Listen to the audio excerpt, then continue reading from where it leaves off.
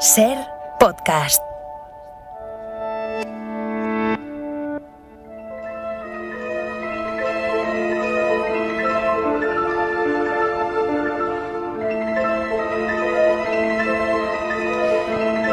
Y esta es la música que escuchamos cada vez que empieza una película en el Festival de Cannes. Son unos acordes sobre la imagen de unos peldaños que llevan a la Palma de Oro y que acaba en aplausos en cada proyección.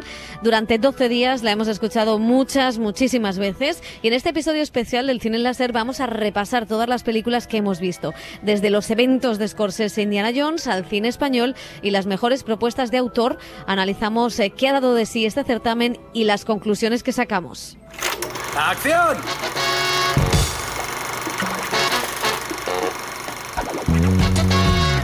El cine en la Ser con Pepa Blanes.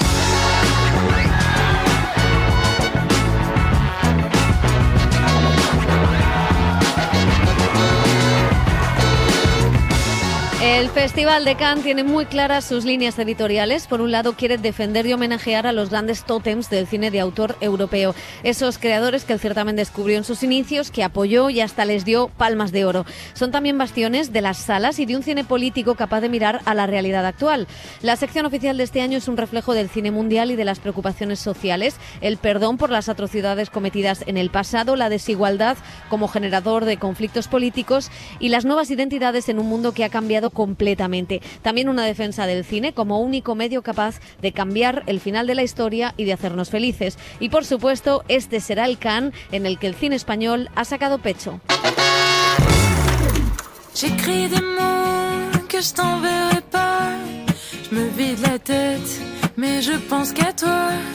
Je cherche mon cœur, je sais pas où il bat. El cine en la Ser desde Cannes. Regardez la mer. Ah, tout est si loin.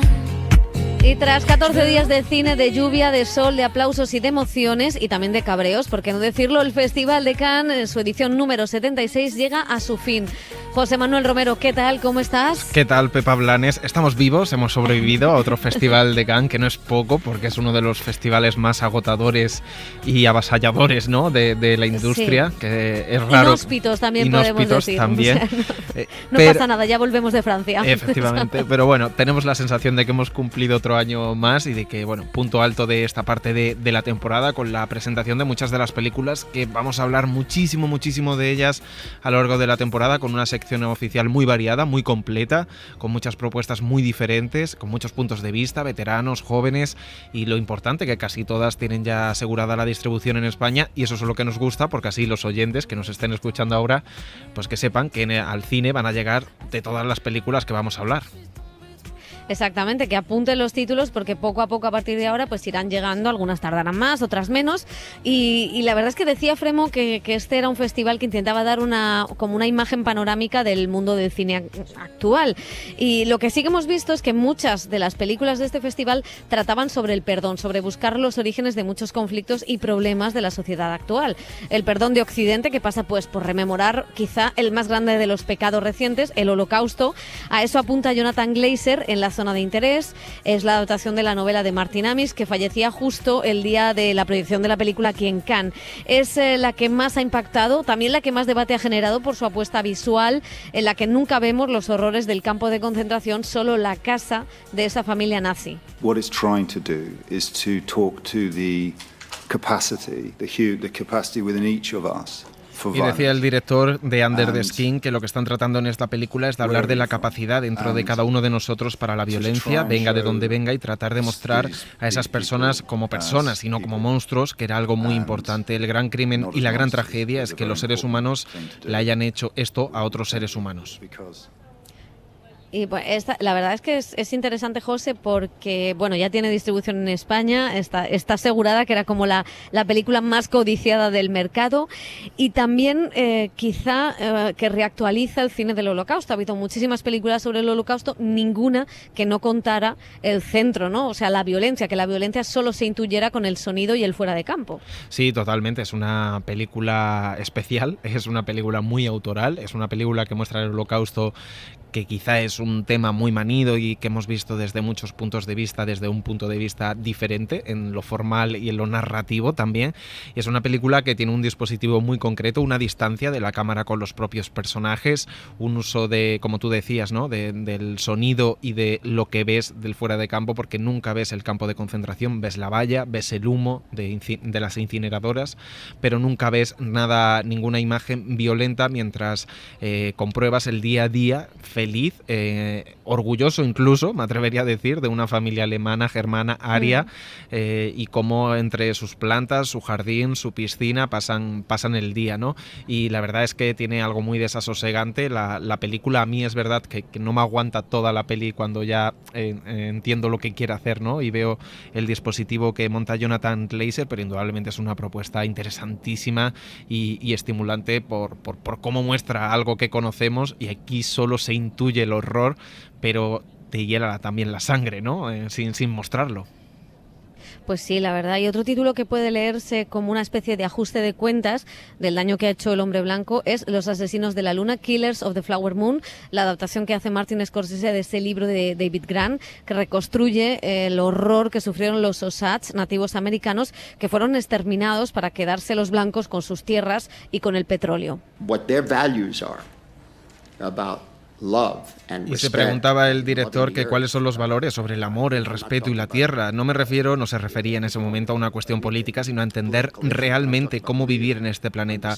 Y decía Scorsese que había descubierto que esos valores eran muy importantes, hablar con ellos, con los nativos Osage, y todo el proceso de documentación le había reorientado en cuanto a lo que estamos haciendo hoy aquí en la tierra. Decía el director que la verdad se dio un baño de masas en el Festival de Cannes. Sí, la verdad es que fue muy guay ese momentazo, bueno. Aunque sí, porque la verdad es que es majo, o sea, es que es un tipo majo. Y en la cola para ver la peli vimos a gente literal temblando, le temblaban las manos con el móvil por si conseguían una entrada de las de última hora y veíamos fiesta la gente que conseguía la entrada, ¿no? He de decir que yo temía que pasara como con Almodóvar y alguien con entrada se quedara viendo el fútbol, cosa que no sé si hubiera soportado. Hay una cosa curiosa en esta película y es que está plagada de estrellas, ahora les escucharemos, pero la gran estrella ha sido Lily Gladstone, es una actriz nativa americana, la que descubrimos en Certain Woman, la película de Kelly Reichardt, y que tiene un papel con muchas posibilidades de entrar, todavía es pronto, en la carrera de premios. Junto a ella estaba Leonardo DiCaprio, totalmente convencido de que es el momento de cambiar los relatos en el cine, entre ellos el del western. Decía que era un momento muy importante, sobre todo para la comunidad Osage, que los acogió y que ha podido contar la historia con esta adaptación de la novela. Estar aquí con ellos para contar una tragedia tan personal de toda su comunidad ha sido hermoso. Es algo que nunca voy a olvidar, decía Leonardo DiCaprio, que de alguna manera también ha comenzado su propia carrera de premios, ¿no? Echándose fotos con nativos, con indígenas brasileños. Ya ha empezado su propio relato, porque para algo es productor y protagonista de la cinta. Y luego estaba pues Robert De Niro, también un personaje en sí mismo, que decía que le había costado aceptar el personaje. Bueno, él acepta todo lo que le diga Martin Scorsese, pero que de alguna manera es un villano, un personaje tremendo, ¿no? A quien comparaba con el innombrable Donald Trump. We became a lot more aware of after George Floyd. Y decía Robert De Niro que se habían hecho más conscientes de ese racismo sistémico en Estados Unidos después de George Floyd. Lo que pasó allí nunca lo supimos en el poblado de los Osage. Nos enteramos de la masacre de Black Wall Street mientras rodaban, la de Tulsa. Es la banalidad del mal, es lo que tenemos que tener en cuenta. Ya todos sabemos de quién voy a hablar, pero no voy a decir el nombre porque ese tío es estúpido. Había unos segundos de silencio y decía Robert De Niro, bueno, sí, mira, es Trump, es algo sistémico, y esa es la parte que me asusta. Y la verdad es que fue una rueda de prensa muy emocionante y una película de la que se va a hablar mucho esta temporada, que se estrena en octubre. Sí, en esta estamos además los dos de acuerdo, nos ha gustado mucho. Iremos ya dosificando la información porque vamos a ser muy pesados con Scorsese, José. Muchísimo.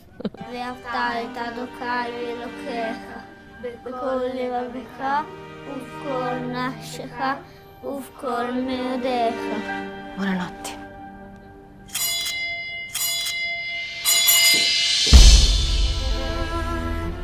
Y una película que tiene mucho que ver con la de Scorsese es un film italiano, Rapito, un thriller de época que cuenta una historia real. Es el robo de un niño judío por parte del Vaticano, del Papa Pío IX, en 1858. Y lo firma otro director veterano, Marco Bellocchio, y como decimos tiene que ver con Scorsese porque de alguna manera es una enmienda a la totalidad de la formación de Italia. En ese caso se convirtió en un escándalo ya que se estaba dando en un momento político sumamente complicado como fue el Risorgimento italiano. Questi rapimenti erano molto frequenti. Y decía el veterano Bellocchio, estos secuestros eran muy frecuentes, las familias se rebelaban, no lo aceptaban, pero el poder de la Iglesia era tan fuerte e indiscutible que los secuestrados eran llevados a esas casas para ser educados y convertirse en cristianos. Eso se ha mantenido de alguna forma, esa forma de educar. Yo mismo tuve una educación católica similar, decía el director, de la vigencia, ¿no?, de esta historia. Et le vent du nord les emporte. Y Cannes es un festival de contrastes, están las alfombras rojas, las tiendas de lujo, los precios de los restaurantes, partes de las contradicciones de la sociedad capitalista en que vivimos, porque después las películas que hemos visto, la mayoría denuncian esos privilegios y ponen en el centro la dignidad de los perdedores. Lo hace Aki Kaurismäki, director finlandés, que ha vuelto con Le Fille Morte, película que toma el título del poema de Prévert, que cantó el comunista Yves Montand. Es una historia de amor de dos trabajadores en una ciudad muy hostil, pero que dice un mensaje muy bonito, y es que la felicidad también es para los obreros. Aquí Kaurismäki, que es un auténtico showman, como demostró en la alfombra roja y en la rueda de prensa, y decía el director que no podía dejar de lado completamente el ataque de Rusia contra Ucrania, que Europa ya no existe en el plano filosófico, no podría hacer un film sin hablar de este tema, y lo hago a través de la radio. La película quería mostrar una historia de amor que se desarrollara en este mundo y en estas circunstancias. Y es verdad que el director, los protagonistas, que son hombres como todos los personajes de su cine y mujeres de pocas palabras, están siempre escuchando la radio y ahí se cuela las noticias sobre la invasión de Ucrania, ¿no? Sus películas son como muy atemporales, también por esa escenografía, los colores que utiliza, pero aquí pues estaba claro cuál era el momento histórico, que es el momento actual. Y esa cosa de la belleza, José, también estaba en la película de Ramatatou Layesi. Sí, la directora senegalesa que ha debutado a los 30 y poco años, algo inusual, en Cannes, en sección oficial con Vanelli Adama, un Romeo y Julieta en África. Y la verdad es que hablando también de belleza y dignidad, se me había olvidado decir que a Ramata la pobre, que había mucha expectación con su película, la pusieron a la misma hora que Scorsese, por eso y seguramente, no la vio ni Cristo, efectivamente, vamos. por eso seguramente mucha gente que esté escuchando este episodio especial no sepa de quién le estamos hablando, pero la pobre fue sepultada, ¿no?, por Leonardo DiCaprio y Scorsese. Y hablábamos de belleza y de dignidad y mucha poesía, es lo que pone la directora italiana Alice Rohrwacher en La Quimera, tercera película y segunda en competición después del premio que ganó con Lácharo Feliz. Es un salto en su carrera, pues es una historia más compleja, más sutil, que cuenta la historia de los Tombaroli, ladrones de tumbas etruscas, a los que se suma un joven inglés con una gran habilidad para encontrar tesoros. Isabella Rossellini y Josh O'Connor son los protagonistas de esta historia. No, è molto la proprietà delle cose, è qualcosa che è il tema, uno dei temi del film. A chi Decía la directora que la cose, propiedad de no? las cosas es uno de los temas de la película. ¿A quién pertenecen las cosas? ¿A todos o a ninguno? ¿A los vivos o a los muertos? Y si es posible darles una nueva vida o si se meten en el mercado, en el sistema capitalista a la fuerza. La película reflexiona sobre la base de tantas guerras y violencia, que es precisamente la propiedad privada. Y la verdad es que es una película fantástica. Me muero de ganas por verla, Pepa. Es muy bonita, muy emotiva, muy emocionante, que juega con la poesía, pero a la vez está siendo sumamente política, con esta palabra maravillosa que son los tombaroli, ¿no?, que roban tumbas, donde hay ocupaciones de viejas estaciones, donde aparecen estatuas, y donde Josh O'Connor, que por cierto le escribió una carta a Alice Rohrwacher cuando vio Lázaro Feliz y le dijo que quería trabajar con ella, y entonces ella cambió el personaje de la película, que iba a ser un señor mayor, y lo hizo todo para que fuera él inglés enamorado. No lo sabía. Sí, fue él el que le escribió. Es como entonces, antiguamente, cuando las estrellas, ¿no?, muchas estrellas, Sí. sobre todo del cine americano, le escribían a directores europeos para estar en sus películas. Pues Josh O'Connor hizo lo mismo y la verdad es que está fantástico, tiene un carisma, no habla poco porque habla en italiano y habla muy poco, pero la verdad tiene una presencia maravillosa. Y claro, el mismo día que vimos a Alice Rohrwacher vimos a otro director que es pues por antonomasia el que defiende a los perdedores sociales, les da dignidad y nos emociona además con ello, ¿no? Que es Ken Loach. 2 Palmas de Oro ha ganado en Cannes el director británico, que ha forjado su carrera pues en torno, como decimos, a la defensa de los derechos de los trabajadores y en contra del neoliberalismo. Y en su última película, la última de todas, dice, The Old Oak, lo que hace es juntar a los mineros británicos totalmente abandonados tras el derrumbe del estado del bienestar con los refugiados sirios que llegan a un pequeño pueblo donde el dueño de un bar les acoge. Film critics will tend to not to know. Y por qué no decirlo, Pepa, nosotros disfrutamos bastante viendo sufrir Sí. a la cinefilia sesuda con las películas de Ken Loach, al que detestan, nosotros no. Y decía Ken Loach precisamente que los críticos de cine tienden a no saber que en estas películas sobre la clase trabajadora, sobre temas obreros y luchas políticas, la gente es muy elocuente y no está desconectada del mundo, está comprometida. Hablan con claridad mucho mayor, decía, que los políticos, porque saben lo que pasa en sus vidas. Ese es el argumento que daba el director, que, como decíamos, había asistido a muchas reuniones sindicales para preparar este trabajo.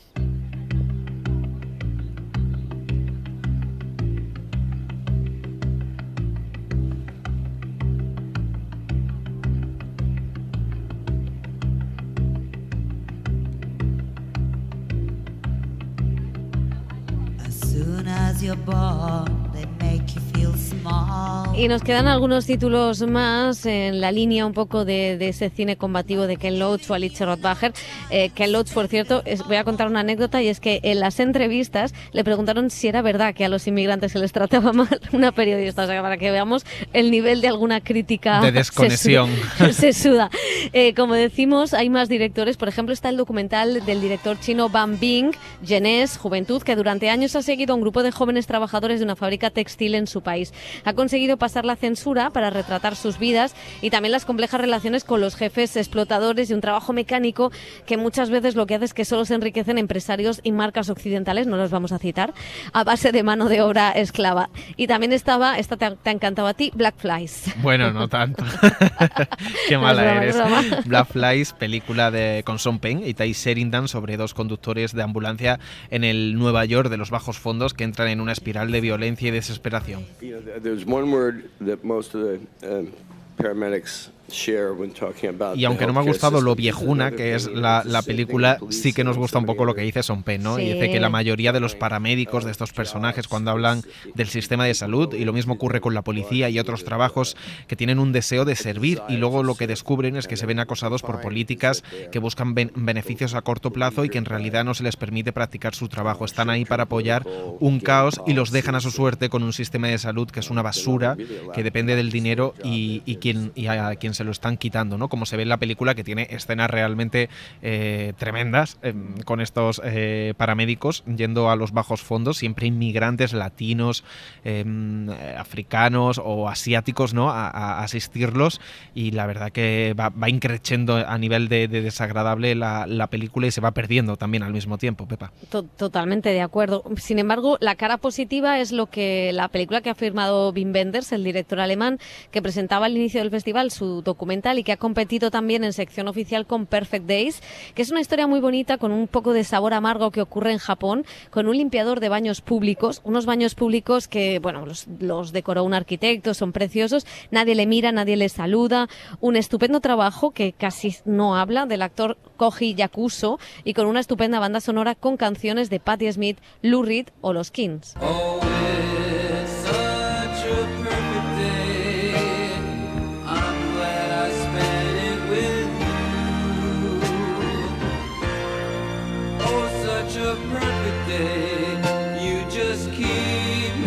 Otro de los temas que aborda el cine este año es la mirada sobre los viejos patrones de género y la complejidad de las relaciones sexuales. El turco Nuri Bilge Ceylan nos ofrece un enorme y detallado fresco de las relaciones en su país a través de la historia de un profesor en Anatolia, en un pequeño y aislado pueblo. Ese aparentemente perfecto profesor refleja la crisis del hombre blanco de extremo centro.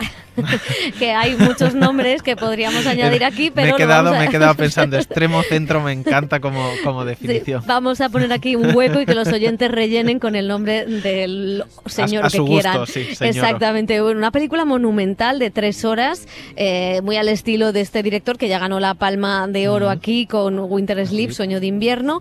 Y es verdad que los roles de pareja y de esa masculinidad y del machismo, en la justicia, por ejemplo, y de cómo se cuenta el relato, habla otra película que nos ha gustado, Anatomía de una caída, de la francesa Justine Triet, que cuenta una relación de pareja a través del juicio que se celebra tras la misteriosa muerte del marido, de la que la mujer es la principal sospechosa. Una historia sobre los peligros de la autoficción, sobre los roles masculinos y femeninos, sobre la verdad y también sobre el relato con una maravillosa Sandra Hüller, la misma actriz de Zona de Interés, la actriz alemana que ha brillado, como decimos, por partida doble en esta edición. En fait, dans mon souvenir, au tout début est venue l'idée de raconter un cauchemar. Y decía que la idea de todo esto le vino de una pesadilla que ella tenía, que era la de preguntarse qué sería de su vida si su espacio privado, la esfera íntima, se abriera a los demás, cómo la miraría el resto de la sociedad. Partir de esa propuesta, dice, y luego también tenía muchas ganas de hacer una película judicial, que la verdad, José, se ve muy bien y que rompe un poco con muchas cosas del cine de juicios, ¿no? Y encima es que es divertida y entretenida y un poco pues disfrutona, ¿no?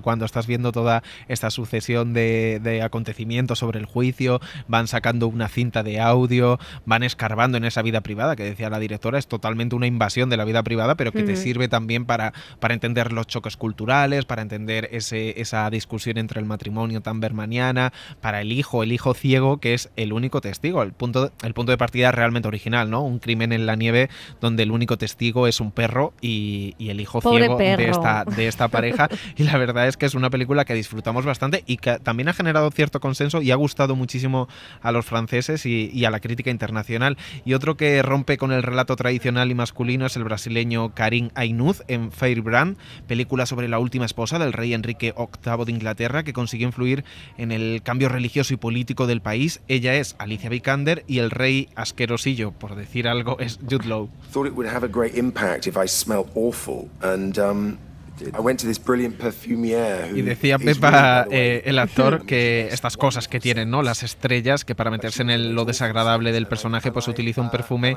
que olía pestoso, era una mezcla de sangre, heces y sudor. Y Vikander se tuvo que reír porque tuvo que aguantar el rodaje así. Es que menudo personaje. Hay una cosa curiosa, es que Jude Law habló, claro, como monarca Tudor, habló de los Windsor. De los Windsor, de la toma de posesión de Carlos IV, tercero, ya no sé por qué número vamos, y también le preguntaban a Ken Loach, que es un hombre totalmente republicano, pero Ken Loach me hizo mucha gracia porque reconocía que había visto un poquito la toma de posesión por curiosidad nada más, ¿no? Y claro, todos nos reíamos diciendo, bueno, este señor viendo esta cosa tan arcaica.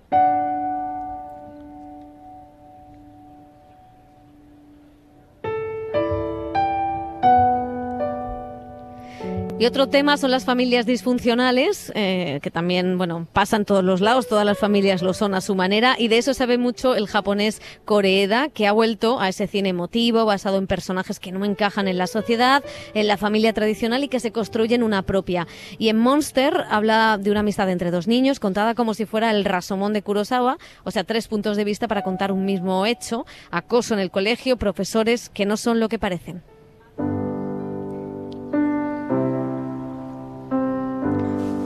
湖のある静かな町で起きた些細な事件。それは Y mucho tiene que ver con Monster, la película de la francesa Catherine Corsini, Le Retour, también una historia de amistad, en este caso de dos niñas. Homosexualidad y racismo son los temas de un melodrama que apunta a muchos temas, pero que se queda un poco en el aire, y es que tanto Koreeda como Corsini tratan con su estilo de representar los problemas de convivencia y las presiones a las que se sometan niños y adolescentes en Francia y en Japón, y realmente acaban siendo de alguna manera retratos de un país a través de esas relaciones. Y ahora vamos con una Pepa que, ojo a esta peli. Ojo a esta peli porque sí que tiene una disección y una mirada muy cruel, la austriaca Jessica Hausner, sobre las familias y también sobre el peso de la meritocracia en los jóvenes. En Club Cero nos acerca a un colegio privado donde los niños aprenden a comer conscientes, se llama, o sea, respirar antes de comer para comer menos, bueno, una cosa muy loca, con ayuda de una dietista de moda, una gurú, Mia Wasikowska, es esta gurú, y eso pues encierra y desata toda clase de perturbaciones. relaciones. I wouldn't even say that it's a film about eating disorder. Maybe it's even more about a very Y decía que no creía que fuera una película sobre trastornos alimenticios, aunque ahí estaban, sino quizá más de esa manera de seguir la nutrición como si fuera una religión, un acto de fe, y que le interesaba mostrar cómo puede influir una idea concreta en los jóvenes. Las creencias hacen que tomemos unas decisiones concretas y esas ideas pueden ser manipuladas o directamente muy radicales, y eso es tremendamente peligroso. Quería mostrar eso, decía Jessica Hausner, en una película que tiene un final muy controvertido y donde es verdad que hay escenas muy complejas para los estómagos débiles. Madre mía, con los gurús de las dietas. Y ahora sí que vamos con emociones fuertes. 2 películas nos han mostrado en Cannes pues a mujeres maduras liadas con menores de edad. Uno de ellos fue Todd Haynes, el director de Carol y Lejos del cielo. Repite con Julianne Moore y suma a Natalie Portman en un melodrama que roza la parodia, la farsa, con un interesante juego de espejos en los que una actriz va a representar en la gran pantalla un caso que conmocionó a América. May, December. It just doesn't translate into other languages and it just refers to an older, younger relationship. Y decía que esa expresión de May December se utiliza, no tiene traducción en otros países, se utiliza para la diferencia de edad, pero que en Francia, como escuchamos ahora las risas, que voy con retraso, lo podían traducir como Le Macron, en referencia a la relación del presidente francés con su mujer, con la que tiene bastante diferencia de edad. Y sobre todo esto, sobre si es posible el amor, que es lo que plantea la película con esa diferencia de edad, o si hay consentimiento en esos casos, hablaba la actriz Julianne Moore. You know, an age gap is one thing, but a relationship between an adult and a child is something else entirely. Y decía que mi personaje es alguien que comete una transgresión y cómo abordamos eso. Para mí fue increíblemente complicado, pero también te lleva a una pregunta. ¿Cuándo es inapropiado? ¿Cuándo las personas se encuentran en diferentes edades? ¿Cuando alguien no es adulto? Y es por eso que tenemos límites en torno a eso. Eso no significa que la gente no los transgreda y que la gente no los haya transgredido históricamente, ¿no? Por ejemplo, en matrimonios concertados y cosas que ahora consideraríamos tremendamente inapropiadas.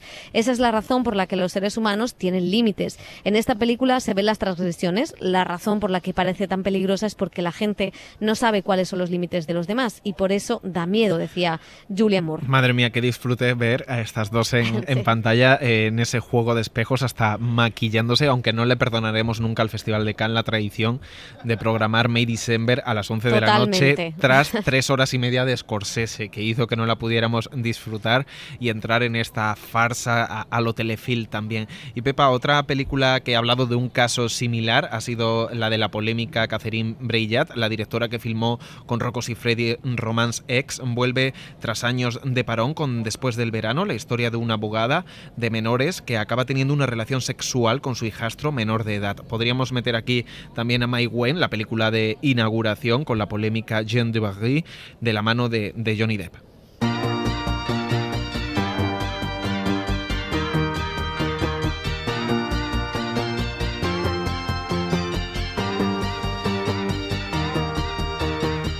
Voglio vederti danzare come le zingare del deserto, con candelabri in testa o come le balinesi nei giorni di festa. Me da no sé qué pisar a Battiato, lo dejaría sonar y bailar como hicieron en la alfombra roja. Llevamos varios días bailando esta canción. Yo me llevo varios días despertando con este espíritu. Exactamente, y es que, bueno, Cannes es un lugar donde se habla de sexo, como hemos visto, de relaciones complicadas, pero también donde se celebra y se reivindica el cine. En medio de la huelga de guionistas de Hollywood han sido muchos los que han reivindicado las buenas condiciones laborales frente a esa plusvalía que se quedan los estudios y las plataformas. Desde hace años, Cannes es esa especie de reducto de ese cine en pantalla grande que creímos que iba a desaparecer, pero que está llevando una temporada de renacimiento. E gira tutto intorno la stanza mentre si danza, danza. E gira tutto intorno la stanza mentre si danza. Bueno, vamos a pisar la música porque si no, no acabamos el programa, José.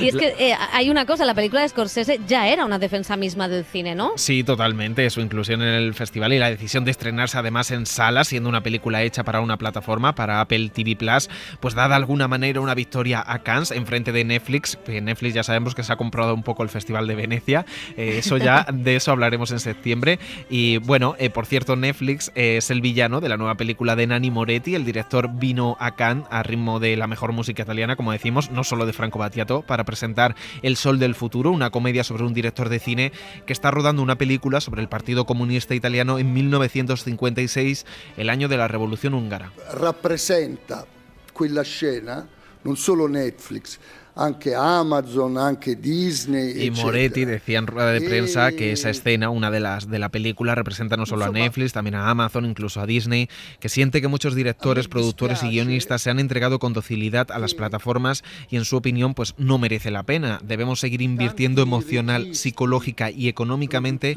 en películas para el cine, para la gran pantalla. Esa era la defensa de Moretti, que Pepa te ha entusiasmado, ¿no?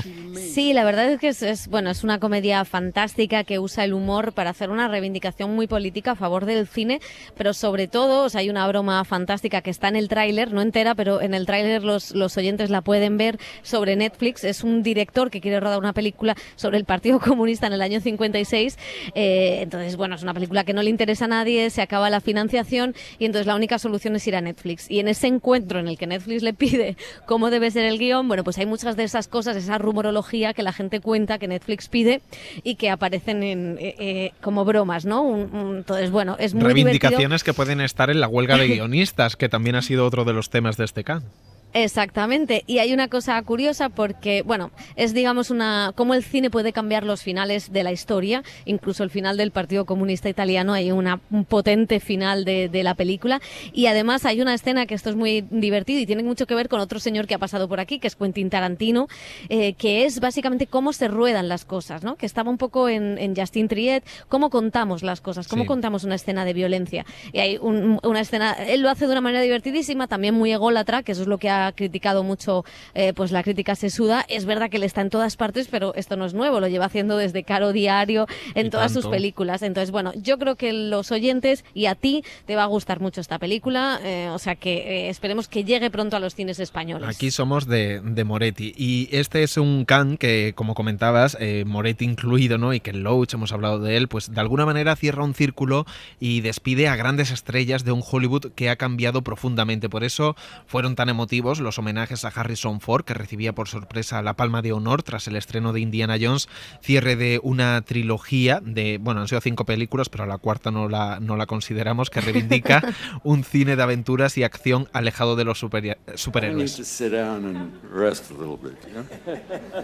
Y decía que necesitaba descansar, sentarse y descansar un poco en la rueda de prensa, pero que ama este personaje y esta cinta.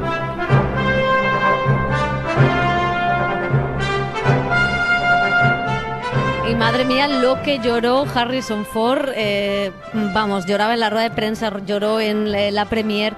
También ha estado aquí Michael Douglas, que recibía la Palma de Oro, también se emocionaba por todo lo que Cannes le había dado en su carrera, ¿no? Con papeles históricos como el de Gordon Gekko en Wall Street.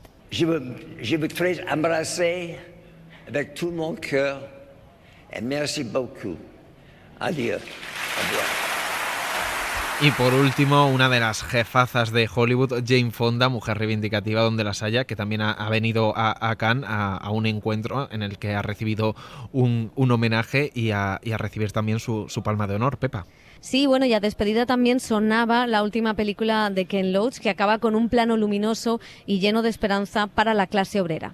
Well, it's potential strength, isn't it? I mean, it's a strength that is Decía Ken Loach que la esperanza es siempre una fuerza potencial, una fortaleza y también una incógnita. Es difícil encontrar un instrumento político que pueda aprovechar esa fuerza. Esa es la lucha. Y el otro peligro de esa fuerza es que la dobleguen o que se meta por la banda derecha, ya sabes, por el extremo derecho. Y cuando la gente está enojada y desilusionada y no tiene esperanza, recurre a la derecha porque es simplemente propaganda.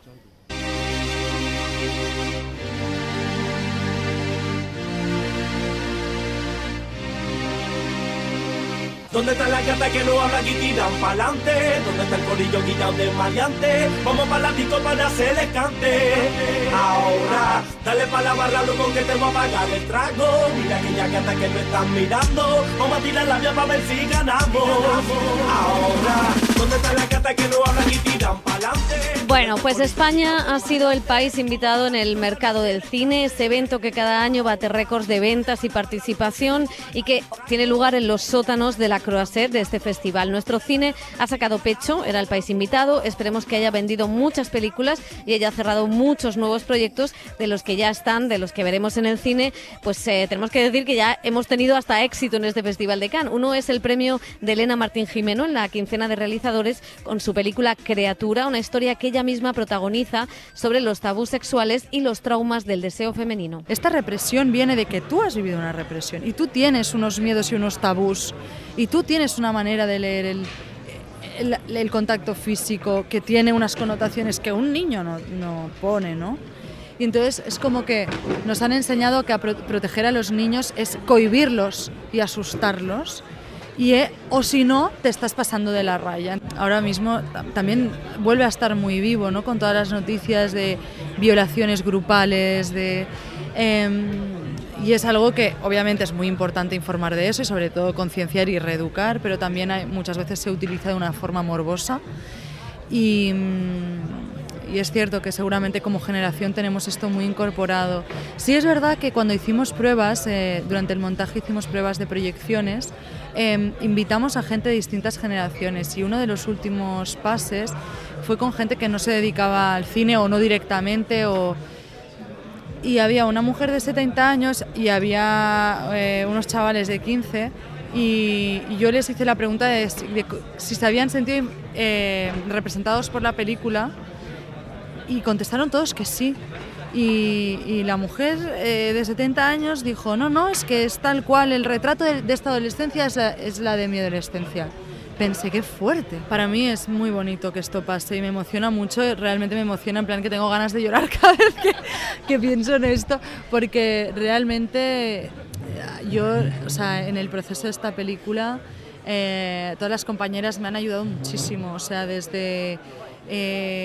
pues eso, Meritxell Culell, Belén Funes, Irene Moray leyéndose el guión, Celia Giraldo, Sara Fantova, por temas de casting y ensayo con los niños, consultar cosas con Carla Simón, que viniera Pilar Palomero a ver un pase y pudiera dar su opinión.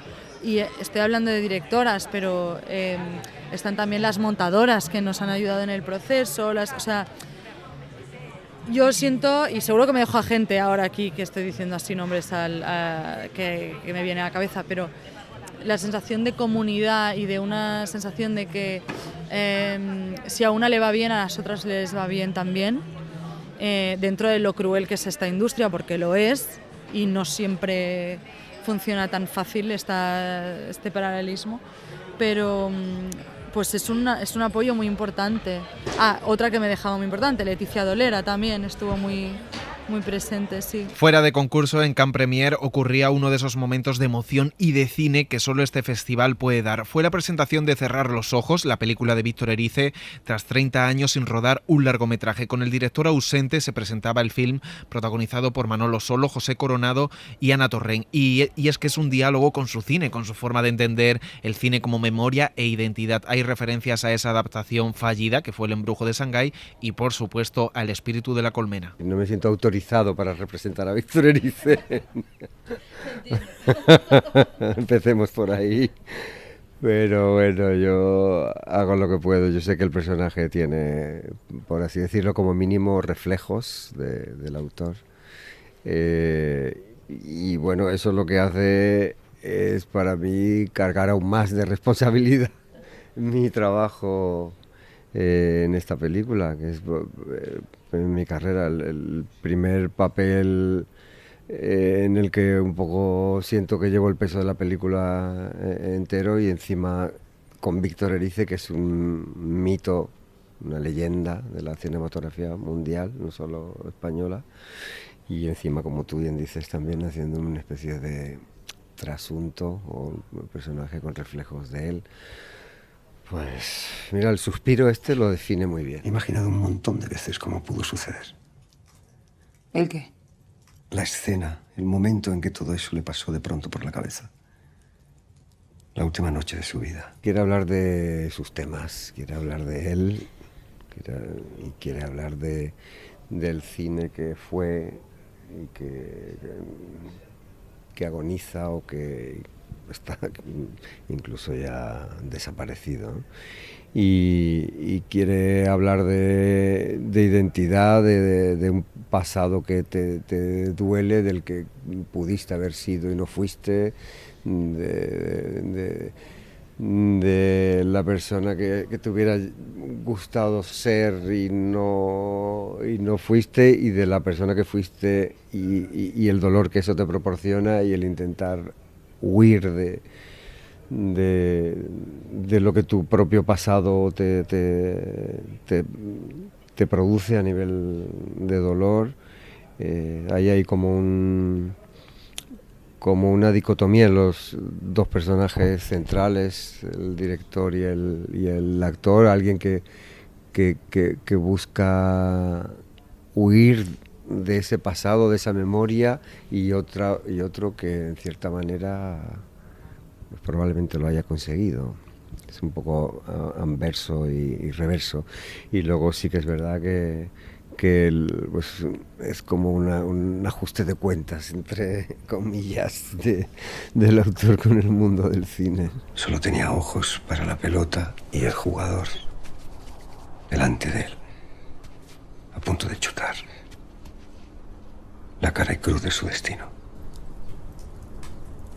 ¿Pero fue realmente así como sucedió? ¿Sabes qué? Seguí siendo un peliculero. Para mí ha sido también cerrar un círculo, ha sido una cosa muy significativa y muy importante de mi trayectoria, de empezar con Víctor, de hacer esta película, pero creo que también cerrar los ojos habla también de todo eso desde el punto de vista y desde lo que muestra Víctor hacia el cine, y hay unas referencias claras a ese descubrimiento, a esos principios, a esa mirada, a ese cine que ya no... que es diferente ahora, que no se hace de ese tipo de cine, y toda una exposición de memoria, de sentimientos, de homenajes, y sí, el espíritu está muy presente.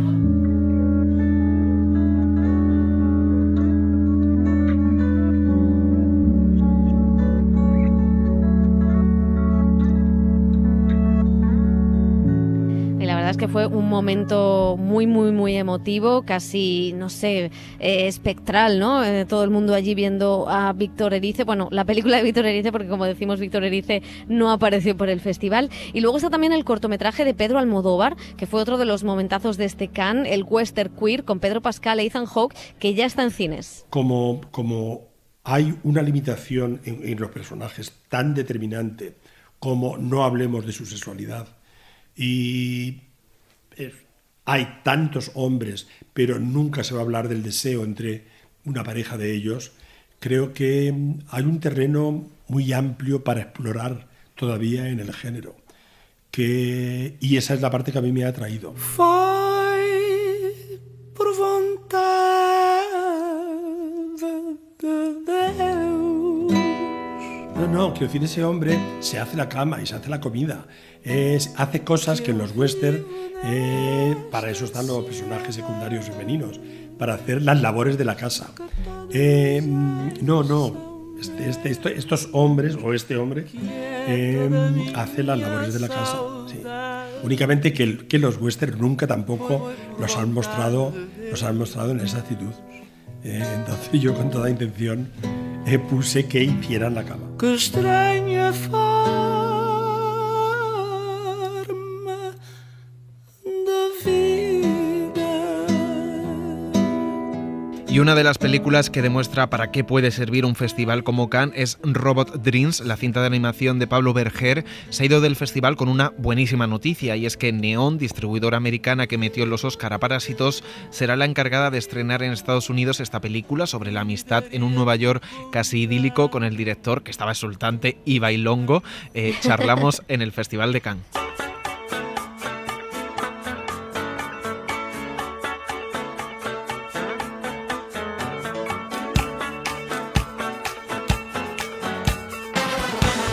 sé si tiene doble valor, pero sí que es verdad que hay que reflexionar. Desde el 2008 no ha competido una película de animación en el Festival de Cannes, desde el Vals de Basir. Entonces, esto es un síntoma de que no se toma en serio la animación y que declaraciones tan contundentes de un director tan prestigioso como Guillermo del Toro diciendo que insista algo que lo sabemos los que hacemos animación. La animación es un género, el género es la comedia, el drama, el thriller. La animación es un medio, la animación es una forma de contar que en vez de utilizar una cámara utilizamos dibujos. Entonces yo creo que hay que quitar ya la etiqueta género animación y eso puede ayudar para que se nos tome en serio. Yo ahora me siento un director de animación. Y si os fijáis, los directores de imagen real que hemos probado la animación, repetimos. Si te fijas, Fernando Trueba, Wes Anderson, Richard Linklater. Entonces, de verdad que el salto de la imagen real a la animación, en mi caso, ha sido natural.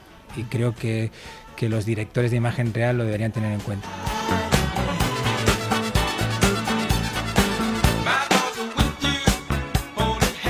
Tiene mucha conexión con mis películas de imagen real. Yo siempre he intentado hacer películas abiertas, que no excluyan al espectador. Que el espectador que va una vez a la semana al cine o de forma casual le pueda gustar, al cinéfilo, hasta el gafapasta o la señora que va con su jersey y su merienda al cine. Robo Dreams ha intentado hacer eso, una película que llega a todos los públicos. Yo creo que las películas tienen que ser como lasañas y cada espectador tiene que coger su capa. La verdad es que estaba preparando, bueno, todavía no creo que ni estaba preparando Blancanieves, no, está ya sin financiar en el 2010. El libro se publicó en el 2007. Yo colecciono libros sin palabras de ilustración, cuentos, novelas gráficas y cayó en mis manos. El libro había sido un exitazo en Estados Unidos, se ha publicado en todo el mundo y en España se ha publicado recientemente. Y me pasó, como le suele pasar a mucha gente con este libro, que cuando lo cogen, es un libro infantil, un libro animales, antropomórfico, pero a medida que vas descubriendo la historia te vas dando cuenta que hay mucho humor, que hay mucha emoción, que hay mucha complejidad y que tiene un tercer acto excepcional y devastador. A mí, al acabar la novela gráfica, me conmovió. Me pasó como con esas novelas que llegas en las últimas 30 páginas y se te tiembla el labio y hay algo que dices, ¿qué me está pasando?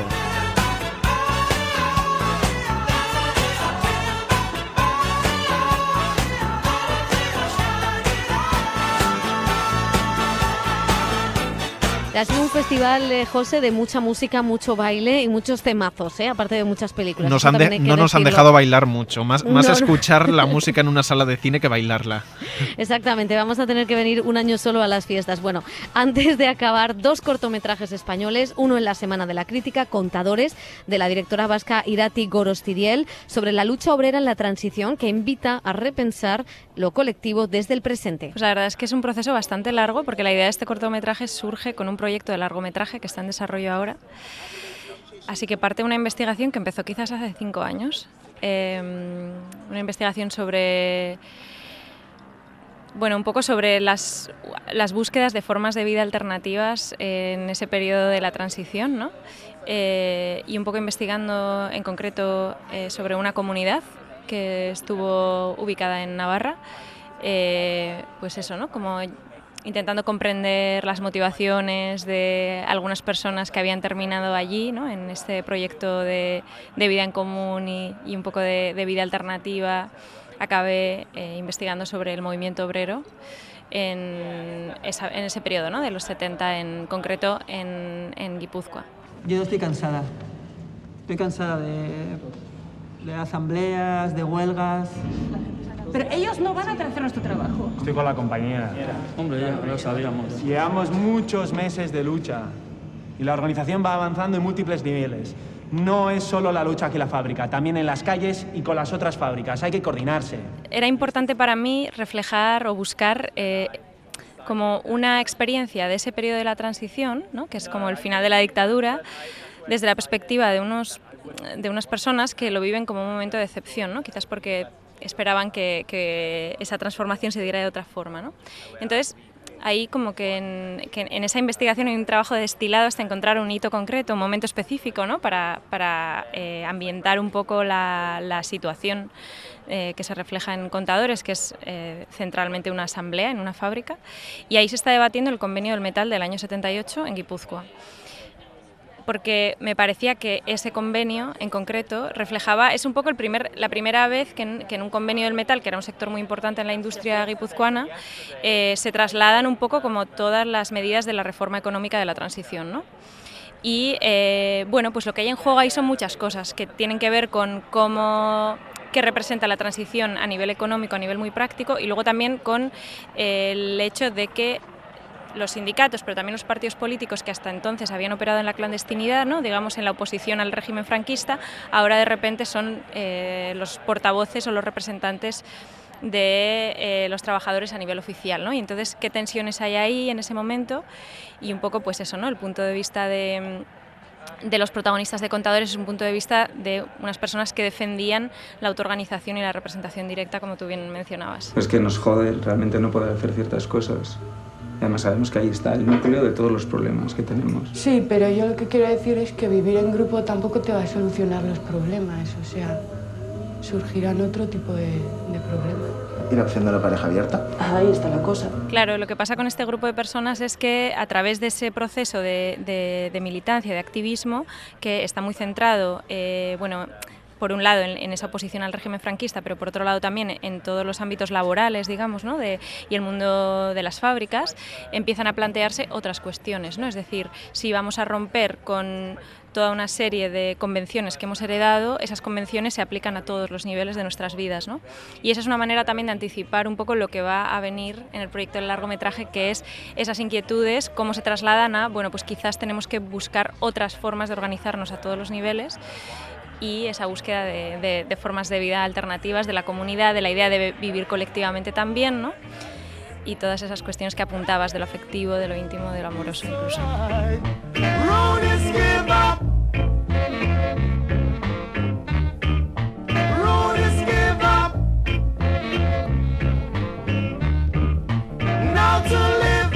Por su parte, en sección oficial ha presentado su corto rodado en la Cañada Real el director Guillermo García López. Aunque es de noche, es el título de este corto, un corto de ficción que cuenta la historia de amistad de dos niños en esa zona, muy cerca del centro de Madrid, donde los cortes de luz son una constante desde el año 2020. A la Cañada yo la conocí hace ya bastantes años, cuando estaba haciendo mi documental Frágil Equilibrio. Y desde el primer momento me conmovió un montón, ¿no? Este lugar. Me parecía que un espacio así, tan cerca del centro, ¿no? De la ciudad de Madrid, que es un lugar que parece que te has ido, pues ya te digo, a otro espacio completamente distinto y a otro tiempo, porque es como un viaje en el tiempo. Incluso antes de que yo naciera he oído cosas de que podría ser frente al Madrid de los 70, en la periferia, ¿no? Y me conmovió mucho también un poco por la distancia que hay entre las imágenes que había visto de este lugar y lo que yo vi allí, ¿no? Y la vida y la gente, ¿no? Y me preguntaba mucho cómo lo viven los niños, ¿no? Allí, cómo se vive desde la infancia. Y entonces empecé a desarrollar talleres de cine con niños y con adolescentes. Hacíamos pues pequeñas películas con el teléfono móvil.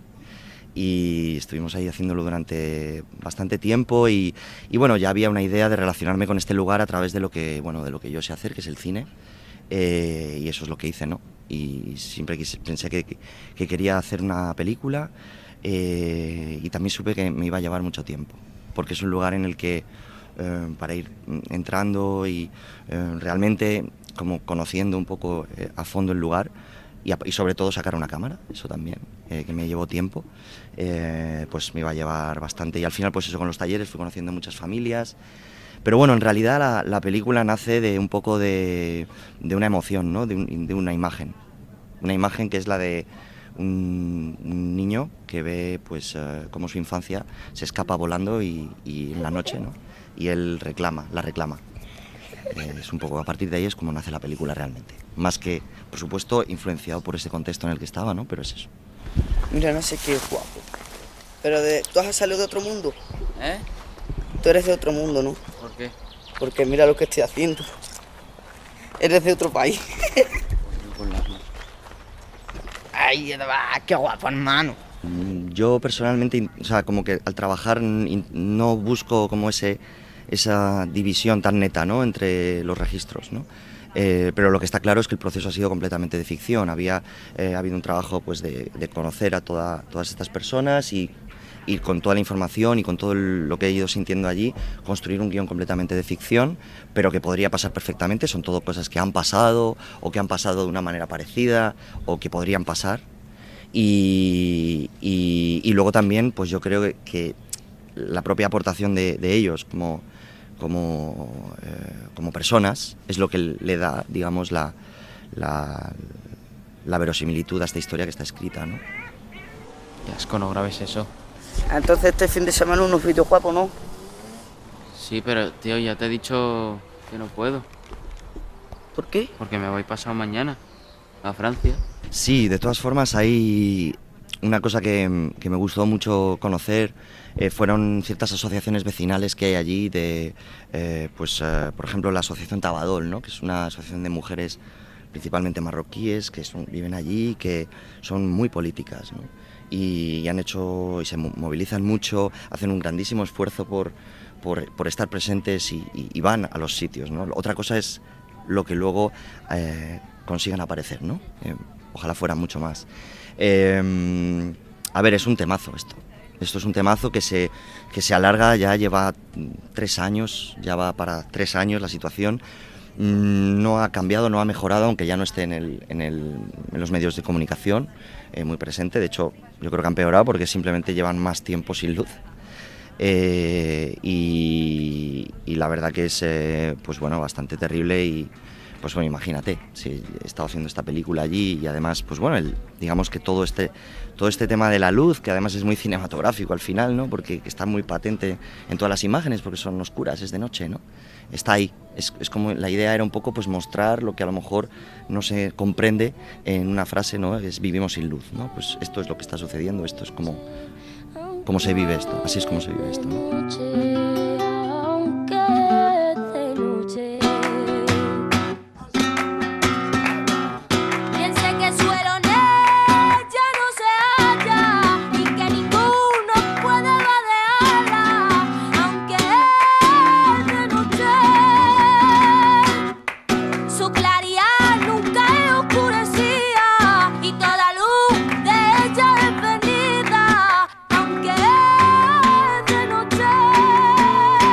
Ha sido una edición con polémicas, con la huelga de guionistas de fondo, con películas que hablan, como hemos contado, de los problemas del mundo.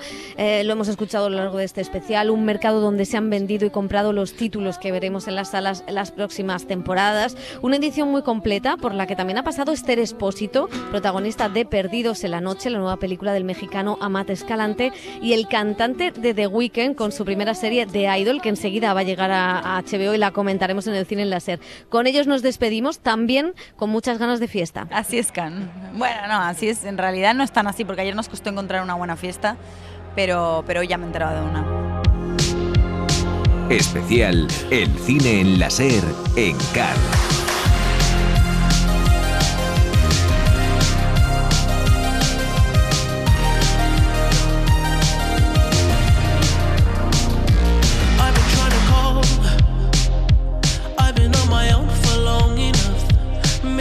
Show me how to love, maybe I'm going through a drought. You don't even have to do too much. You can turn me on with just a touch, baby. I look around, since city's cold and empty, no one's around to judge me. I can see clearly when you're gone.